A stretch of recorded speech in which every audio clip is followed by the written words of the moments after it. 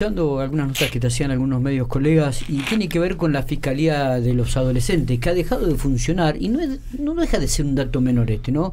Porque habitualmente nosotros muchas veces decimos que en muchos ilícitos, en robos o en siempre hay algún menor o algún adolescente involucrado en la causa. Sí, en los hechos hay menores que los usan y menores que participan, digamos, porque tienen la voluntad de hacerlo. Sí, vos trabajaste muchos años con menores, con chicos, y lo sabes. Lo que pasa es que se creó, y de hecho ahora veo que lo quieren hacer a nivel nacional, este código, en este caso de acá, de adolescentes, un proceso, para que se entienda.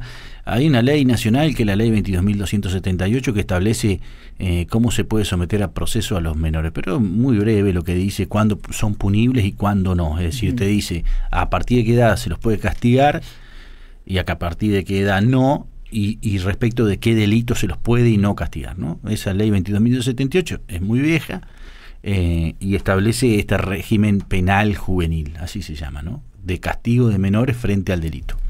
Después hay que, como si fuera un código penal, después tenés que ver cómo lo sometés a proceso, cómo se lleva adelante el juicio y la investigación de un menor. Si nosotros sabemos muy bien cómo se lo hace con un mayor, porque está el Código Procesal Penal que te dice cómo se lleva adelante la investigación de un mayor. Ahora hicieron este Código Procesal Penal de menores, ¿sí? Para saber cómo se lleva adelante eso. Un régimen que establece muchas más garantías, porque justamente estás hablando de un menor que se deben respetar otras garantías por pactos internacionales, convenios y demás, y por ahí la diferencia de entendimiento que tiene respecto de un proceso y la intervención que tienen que tener otros organismos administrativos, padres y demás respecto de el juzgamiento de un menor. Entonces, para ese nuevo régimen, ¿sí?, que se estableció en La Pampa y que se pretende hacer a nivel nacional, se tienen que designar autoridades, jueces, fiscales, defensores, asesores de menores y demás autoridades especialistas en procesos de menores, ¿sí? Y así se creó, se puso en vigencia, y una vez cuando entra en vigencia hay que empezar a aplicarla, ¿sí? Entonces nosotros, para esa aplicación, para ese funcionamiento, en lo que corresponde a Pico, hablando de Pico si querés, se designaron dos fiscales adjuntos, que eran la doctora Pierini y la doctora Buffone, y personal para cada uno de ellos. Ese personal y esas fiscales vinieron de lo que eran las secretarías penales de los juzgados de familia. Es decir, los juzgados de familia tenían una secretaría civil y una penal. La penal dejó de funcionar porque se la pasaron a las fiscalías, ¿sí? A partir que dijeron, bueno, este es el nuevo régimen y la investigación la van a llevar adelante los fiscales, las secretarías penales del juzgado de familia las pasamos a las fiscalías de acá de Pico. Entonces vinieron las antiguas secretarias de penales de los juzgados de familia, Pierini y Buffone, y los empleados que ellas tenían en esas secretarías, a la fiscalía nuestra. Eso fue por el término de un año. El Superior Tribunal de Justicia dijo, bueno, este recurso que es del juzgado, se los prestamos al Ministerio Público Fiscal, y para esto hay que entender que una cosa es Poder Judicial y otra cosa es Fiscalía, ¿no? Entonces se los prestamos este recurso por un año, tiempo en el cual se deben generar estos recursos, ¿sí? El Estado que hizo esta norma debe generar los recursos para que estas personas, o se generan los recursos, o estos funcionarios los convierten en funcionarios del Ministerio Público Fiscal. Pasado el año, ni se generaron nuevos recursos, ni se convirtieron esos en empleados del Ministerio Público Fiscal, con lo cual volvieron al Superior Tribunal de Justicia, en este caso a los juzgados de familia. Inmediatamente nosotros nos quedamos sin el recurso humano para atender esa ley, ¿sí?, que estaba en una temática nueva, ¿sí? Por ejemplo, para la temática rural se creó una fiscalía. Entonces creamos la fiscalía rural con el fiscal rural. Ahora, si mañana dijeran, no, ese fiscal rural desaparece, ¿nosotros qué hacemos con la temática? La cerramos.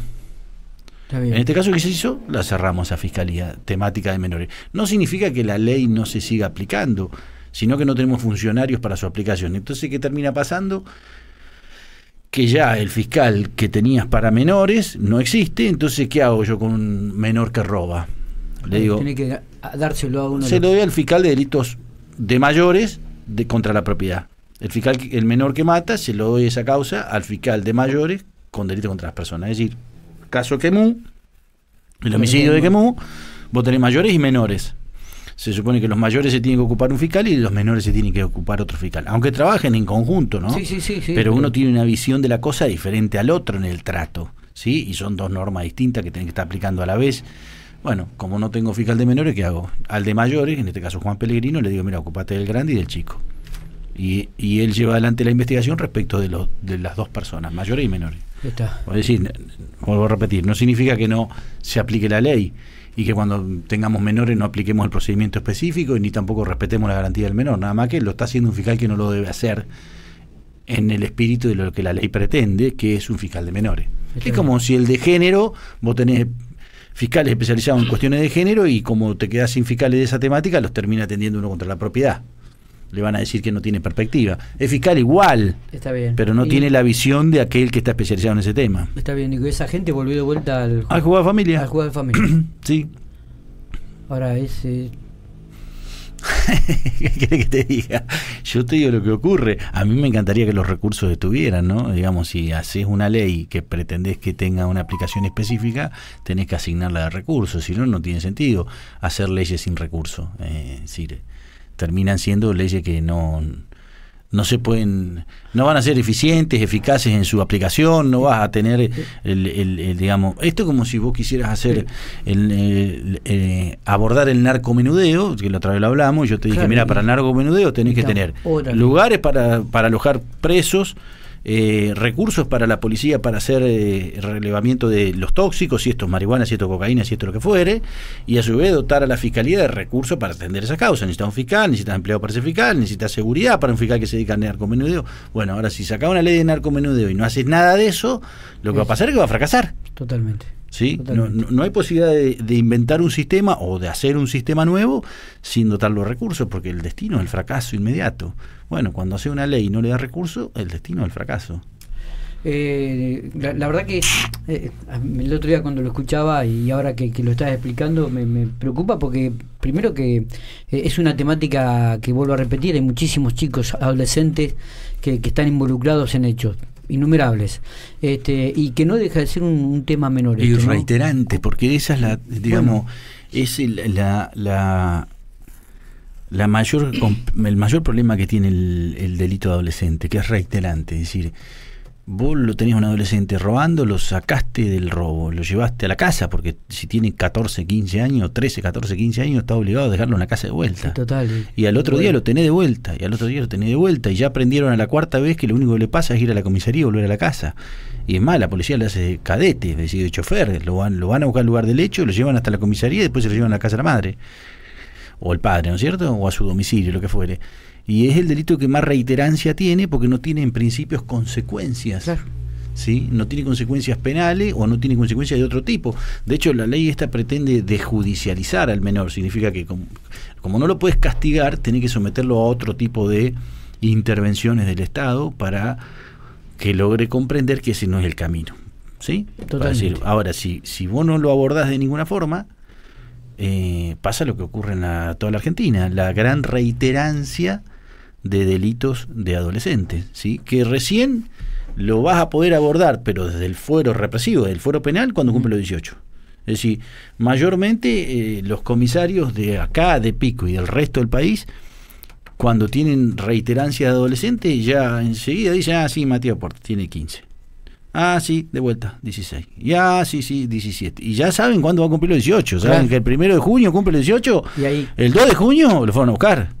Olvídate, porque ahí lo va a agarrar la justicia penal de adultos. Y va a terminar preso con un hecho nuevo, pero con 40 causas de menor. Sí, como, bueno, vos lo sabés bien. Hay chicos que han llegado a la mayoría de la edad y tenían 50 causas de menor, han sido noticias en los diarios. Totalmente. ¿Sí? Porque es muy reiterante el de menor, porque saben que no tiene consecuencias.